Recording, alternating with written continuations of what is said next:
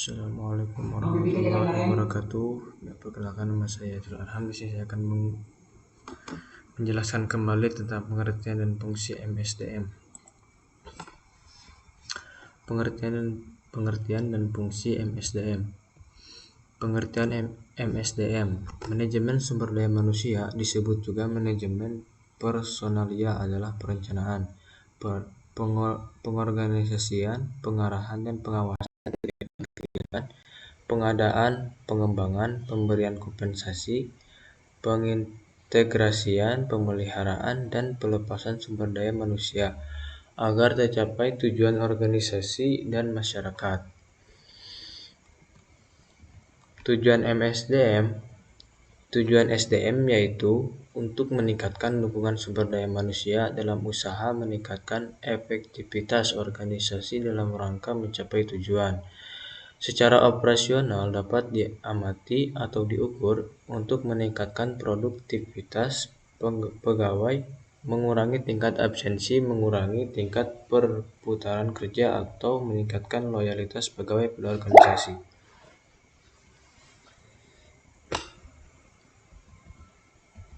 Kegiatan MSDM. Kegiatan atau aktivitas MSDM secara umum dapat dikategorikan menjadi 4, yaitu yang pertama persiapan dan pengadaan, yang kedua pengembangan dan penilaian, yang ketiga pengkompensasian dan perlindungan, dan yang keempat hubungan kepegawaian.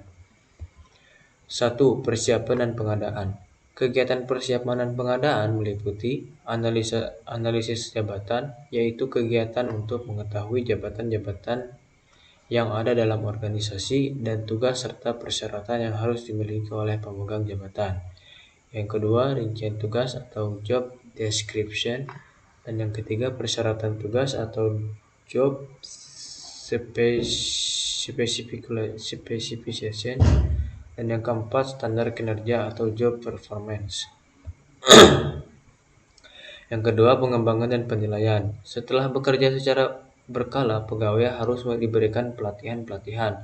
Hal ini diperlukan untuk meningkatkan produktivitas pegawai dan mencegah terjadinya keusangan kemampuan pegawai akibat perubahan yang terjadi di lingkungan kerja.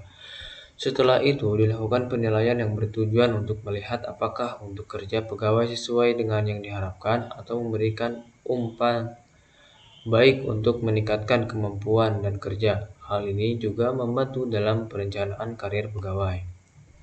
Yang ketiga, pengkompensasian dan perlindungan. Para pegawai harus diberikan kompensasi dalam bentuk program kesejahteraan untuk mempertahankan dan memelihara semangat kerja, motivasi, melindungi pegawai dari akibat buruk yang mungkin timbul dari pelaksanaan pekerjaan, dan menjaga kesehatan karyawan. Hal ini dilakukan karena pegawai menginginkan balas jasa yang layak sebagai konsekuensi pelaksanaan pekerjaan. Keempat, hubungan kepegawaian. Hubungan kepegawaian meliputi usaha untuk memotivasi pegawai, memberdayakan pegawai. Hal ini dilakukan melalui penataan pekerjaan yang baik, meningkatkan disiplin pegawai agar mematuhi aturan, kebijakan yang ada, dan melakukan bimbingan. Sasaran MSDM. Yang pertama, society objective, dan yang kedua organizational objective, yang ketiga functional objective, dan yang keempat personal objective. Social objective adalah kegiatan yang dilakukan dapat memberikan keuntungan bagi masyarakat, organisasi, atau perusahaan. Organisasi berdiri dalam lingkungan masyarakat untuk memberikan nilai bagi masyarakat atau untuk meningkatkan kesejahteraan. Penarikan pegawai atau rekrutmen tidak melakukan diskriminasi berdasarkan jenis kelamin, agama, etnis, dan fisik. Bila ini tidak dipenuhi, maka dukungan masyarakat pada organisasi menjadi rendah yang dapat mengganggu proses pencapaian tujuan. Kedua, organizational objective. Kegiatan yang dilakukan dapat memberikan bantuan untuk mencapai tujuan organisasi agar organisasi dapat bertahan dan memberi manfaat. maka harus mencapai keuntungan atau bekerja secara efektif dan efisien agar dapat meningkatkan produktivitas karyawan. Yang ketiga, fungsional objektif. Fungsional objektif adalah sasaran untuk mengusahakan adanya kesesuaian antara kegiatan, kemampuan departemen sumber daya manusia dan kegiatan bisnis dan perubahan-perubahannya. Pegawai MSDM diharapkan seorang yang memiliki pengetahuan luas mengenai lingkungan internal bisnis, strategi bisnis, lingkungan luar agar dapat melakukan program-program kepegawaian sesuai dengan tujuan organisasi. Yang keempat, personal objektif. Personal objektif adalah kegiatan yang dilakukan dapat membantu pegawai untuk mencapai tujuan-tujuan pribadi.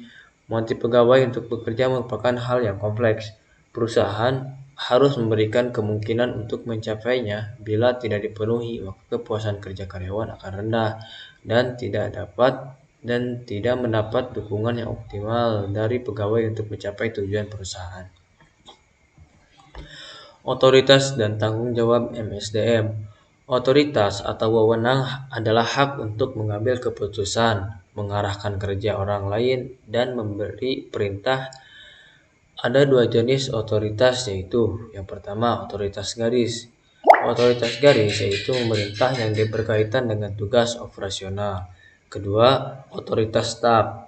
Otoritas tetap yaitu hak untuk memberikan nasihat mengenai pelaksanaan tugas-tugas organisasi.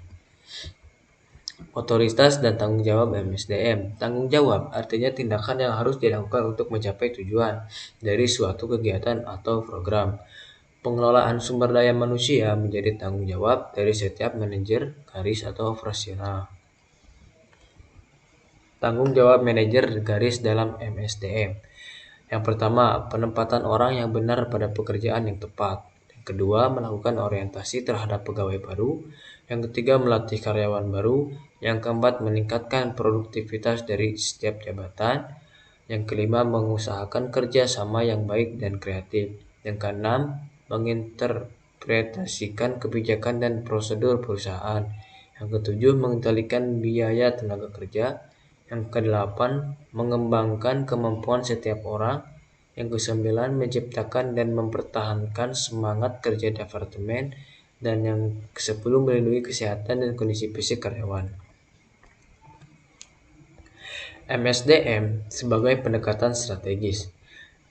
Manajemen sumber daya manusia yang strategis yaitu keterkaitan antara SDM dengan tujuan dan sasaran strategis untuk meningkatkan bisnis dan mengembangkan budaya organisasi yang mendorong inovasi dan fleksibel untuk memampukan organisasi dalam mencapai tujuannya.